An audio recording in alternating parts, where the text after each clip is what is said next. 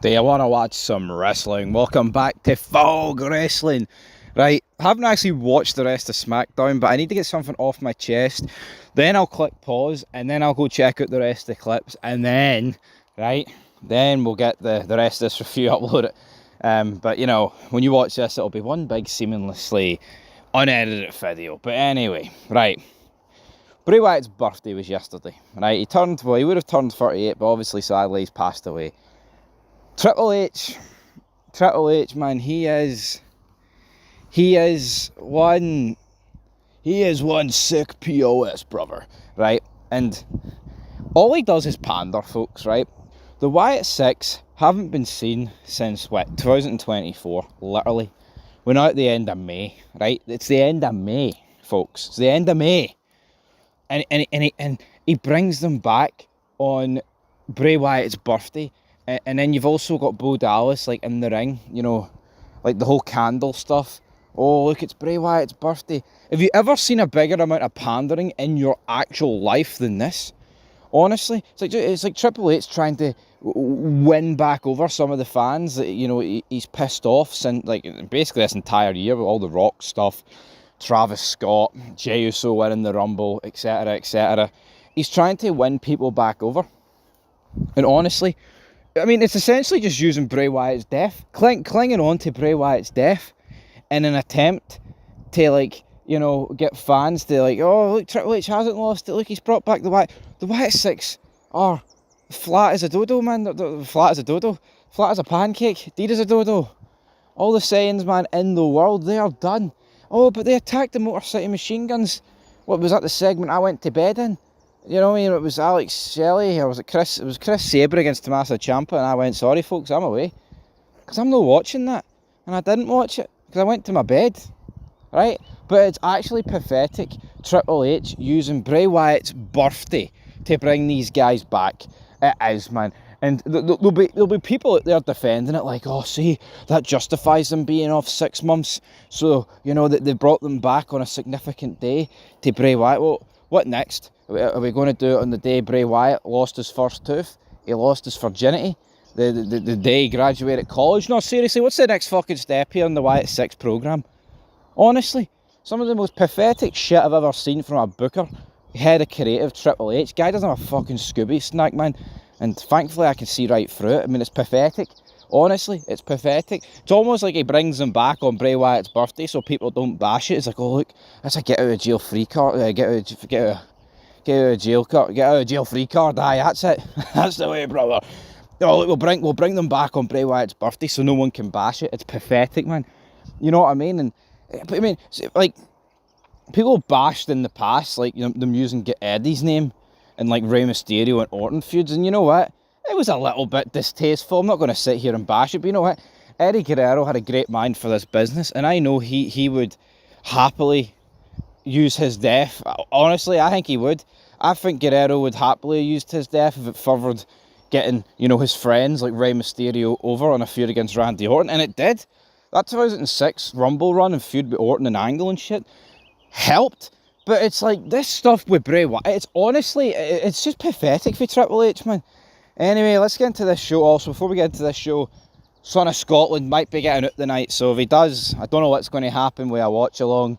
Might just chill and watch Saturday night's main event, talk about the clips. I'll see how that goes, but yeah, hopefully, fingers crossed, he does get out tonight.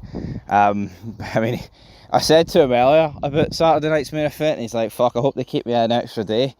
That just sums up how bad wrestling is. But anyway, we kicked off the show. We've got Tiffany Stratton. It's Tiffy time. It's Botox time. She comes out. Out comes Alexa Bliss. Alexa Bliss, smoking hot compared to these women, man. Charlotte Flair and Tiffany Stratton just Botoxed out their tits, man. Honestly, I used to find Tiffany Stratton attractive. See now, it's like there's times I think she still looks alright, and then there's other times I don't think it. But Charlotte Flair comes out, and then Tiffany calls, like, you know, Alexa Bliss and Charlotte vintage. You know what?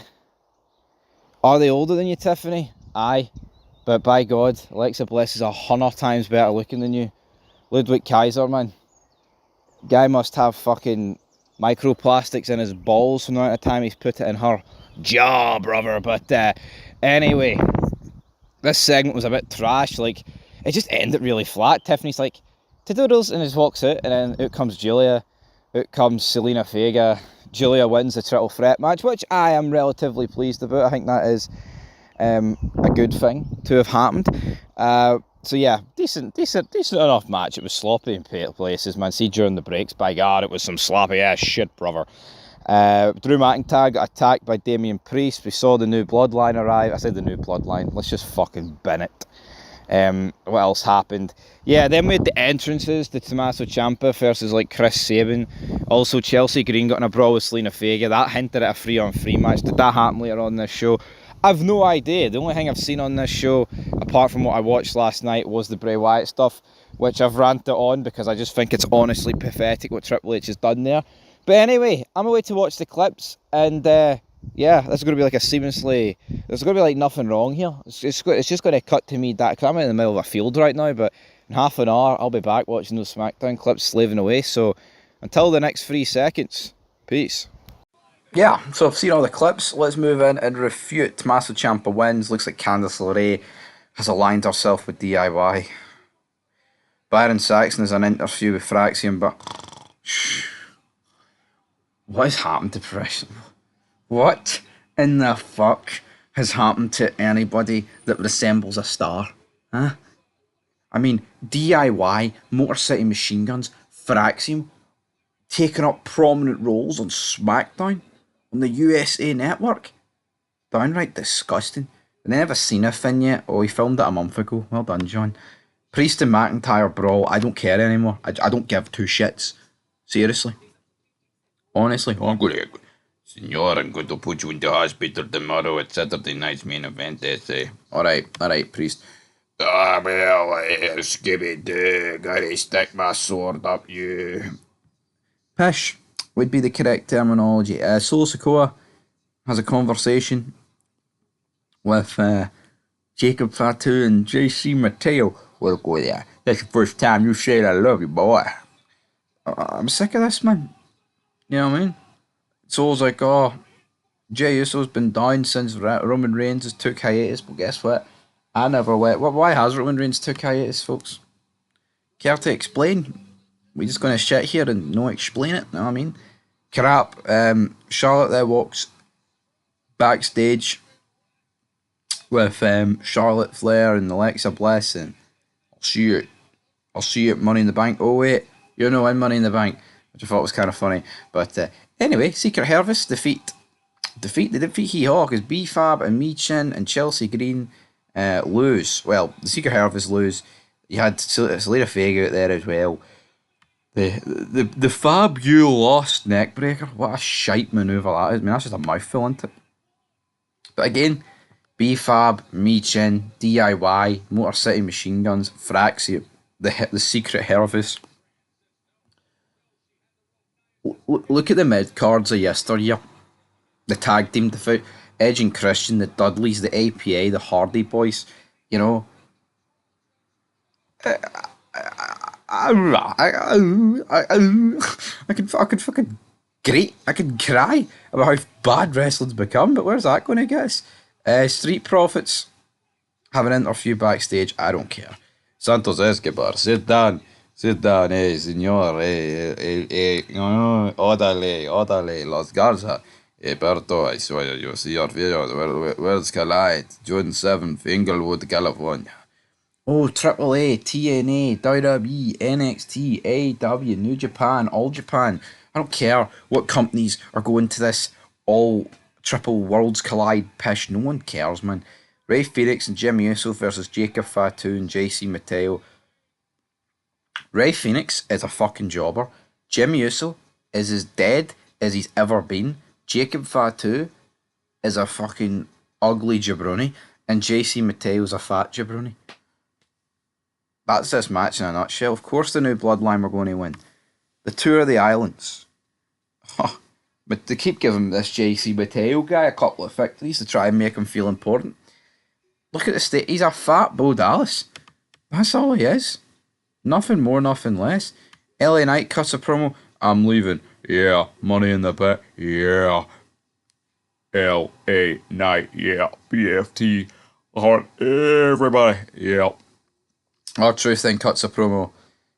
You know, it was alright, but it's just so goofy. He like references like Lord of the Rings. He's like, "Oh, I'm going to beat the hustle, loyalty, and respect into him. If John Cena wins, we riot. I'm going to kick it in your ass." I like R-Truth, but again, I mean, I understand why he's doing. I think some of his best work as a wrestler came as comedy, but see when this guy was treated serious, like back in 2011, around that time, smoking in arenas, feuding with Cena and The Rock, going back to TNA when this guy was like world title contender. This guy was great. I think we could maybe get some of the more of that back. Next week it was announced that Jade Cargill will battle Naomi and Nia Jax in a Money in the Bank women's qualifying match. Then we have our fifth match of the evening. LA Knight wins the triple threat match. From a wrestling standpoint, the match was fine. But yeah, LA Knight pins Nakamura and Aleister Black get flung at the ring. Oh, but look, Aleister Black looks strong in defeat. Do we really care? Is that what we're going for here? Carmelo Hayes then cuts a promo. Miz says, "I gave up my Money in the Bank shot so you could have it. So next week you'll be in that triple threat match." We'll see how that goes. Chelsea Green will take on Vega at tonight's Saturday night's main event. That was announced. And also, yeah, so it's going to be Jacob Fatu versus Carmelo Hayes versus Andrade. Money in the Bank qualifier next week. And John Cena will be in the house apparently. Right, main event time. Street Profits versus Fraxium. I've already ranted and raved about this at the start of the show. Essentially, the entire tag division get beat up by the Wyatt Six. I don't care. You know what I mean? These guys debuted it, right? By taking out the entire Raw roster. Literally everybody. Right? And now, like, pretty much a year later, it's resorted to beating up a bunch of vanilla midgets and the machine guns. And DIY Fraxium. I'm supposed to care. So let's say theoretically, say you're here in the UK with me or you're in Europe. Are we supposed to stay up to 4 or 5 a.m. for fucking the Wyatt Six to beat up a bunch of vanilla midgets? Go fuck yourself, Triple H, man. Not a chance. That's why I went to bed last night. Honestly, I've never seen wrestling devoid of so many stars on so many shows. Like, there's more stars on fucking NXT than there is on SmackDown. This is getting a 0 out of 10. Fuck it. Absolute crap.